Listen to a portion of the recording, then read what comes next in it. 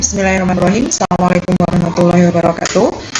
Pada pertemuan hari ini saya akan menjelaskan materi mengenai activity based management ya. Jadi kalau misalkan sebelumnya saya sudah menjelaskan materi mengenai activity based costing, maka sekarang activity based management. Nah, apa sih sebenarnya activity based management atau ABM itu? Jadi ABM itu merupakan suatu metode pengelolaan aktivitas yang bertujuan untuk meningkatkan nilai produk atau jasa untuk konsumen, meningkatkan daya saing, dan meningkatkan profitabilitas perusahaan. Nah, ABM ini mengandalkan activity based costing sebagai sumber informasinya, karena kalau yang activity based cost itu ya semua kegiatan perusahaan yang didasarkan pada pembiayaan. Kalau yang activity based management ini didasarkan pada manajemen perusahaan. Kemudian activity based management operasional dan activity based management strategis. ABM operasional itu mengarah pada efisiensi operasi, utilisasi aset dan penggunaan biaya yang lebih rendah. Fokusnya itu mengerjakan sesuatu dengan benar dan melakukan aktivitas itu dengan cara yang lebih efisien. Kemudian ABM strategis itu memberi petunjuk dalam pembuatan keputusan dalam hal yang pertama mungkin terkait dengan bauran produk dan penentuan harga, kemudian hubungan dengan konsumen, hubungan dengan pemasok dan pemilihan pemasok, desain produk dan pengembangan produk. Jadi lebih fokus ke arah manajemen. Kalau yang ABC memang fokus pada costing ya, jadi pembiayaan perusahaan atau lebih ke anggaran perusahaan.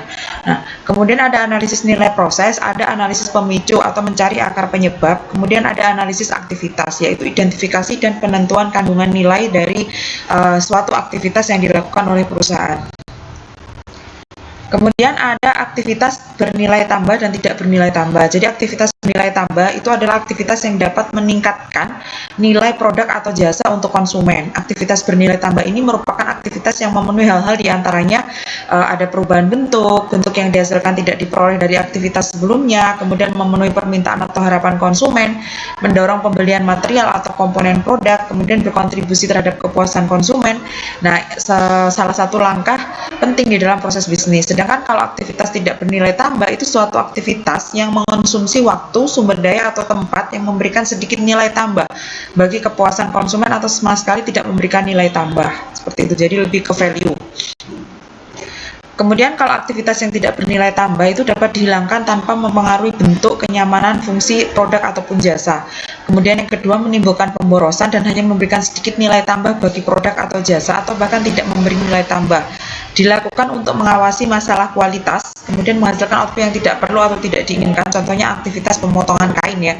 Tujuan analisis aktivitasnya ini untuk menghilangkan pemborosan, karena seiring hilangnya pemborosan maka biaya menjadi berkurang. Nah, pengurangan biaya ini mengikuti penghapusan dari pemborosan. Nah, ada beberapa strategi pengurangan biaya. Kaizen merupakan istilah Jepang yang berarti perbaikan berkelanjutan. Karakteristik umum Kaizen itu adalah fokus utamanya menginformasikan dan memotivasi manajer untuk melakukan pengurangan terhadap biaya dan bukan pada akurasi perhitungan biaya produk. Nah, kemudian upaya pengurangan biaya itu merupakan kerja tim bukan individu. Berarti strategi pengurangan biaya itu berdasarkan frekuensi. Kemudian standar biaya itu selalu disesuaikan, tim kerja bertanggung jawab untuk menghasilkan ide-ide pengurangan biaya.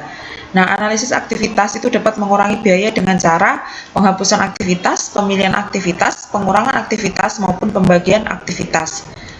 Nah, ini. Kemudian ada laporan biaya bernilai tambah dan tidak bernilai tambah. Nah, ini ada biaya bernilai tambah itu kuantitas sesungguhnya dikalikan dengan harga sesungguhnya.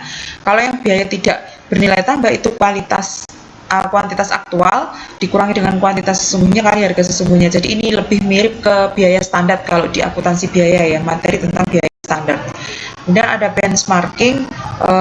Benchmarking itu adalah suatu metode analisis yang dilakukan dengan cara melakukan perbandingan suatu ukuran unit-unit yang berbeda dalam organisasi yang melakukan aktivitas yang sama. Jadi biasanya perusahaan itu akan membandingkan antara unit yang satu dengan unit yang lain dengan aktivitas yang sama, itu kira-kira metode yang mereka gunakan seperti apa, atau pembiayaannya seperti apa, atau manajemennya seperti apa. Mereka melakukan benchmarking. Kemudian siklus hidup produk itu merupakan jangka waktu sejak sebuah produk itu dikonsepkan sampai dengan produk tersebut dihentikan. Jadi kalau misalkan kita bicara tentang siklus hidup produk ya, life cycle produk itu kan mulai dari pertumbuhan, pengenalan, pertumbuhan, pendewasaan, kemudian mati gitu ya. Jadi ada siklusnya, itu diperhatikan mulai dari jangka waktu bagaimana atau kapan produk tersebut mulai dirancang sampai produk tersebut benar-benar dikenal di pasar, sampai produk itu bahkan bisa menghilang dari pasar. Kemudian yang terakhir ada biaya target, yaitu selisih antara harga jual produk untuk mendapatkan pangsa pasar yang diinginkan dengan laba per unit yang diinginkan. Jadi penentuan biaya target ini merupakan sebuah metode yang lazim digunakan oleh perusahaan. Nah, pengukuran non keuangan kinerja aktivitas salah satunya yaitu pengukuran kinerja operasional. Nah, ada pengukuran efisiensi, ada kualitas, ada waktu. Itu ya, jadi itu yang kiranya bisa saya sampaikan di materi activity based management ini. Jadi intinya lebih ke arah bagaimana sih perusahaan melakukan kegiatan mereka atau penganggaran perusahaan kegiatan mereka itu jika didasarkan pada manajemen. Mungkin memang hitungannya tidak terlalu banyak gitu ya dibandingkan dengan yang activity based costing, karena kalau costing itu ya memang fokusnya pembiayaan, fokusnya ketika perusahaan melakukan aktivitas itu pada pembiayaan. Kalau ini didasarkan pada manajemen perusahaan. Itu yang kiranya bisa saya sampaikan. Terima kasih. Wassalamualaikum warahmatullahi wabarakatuh.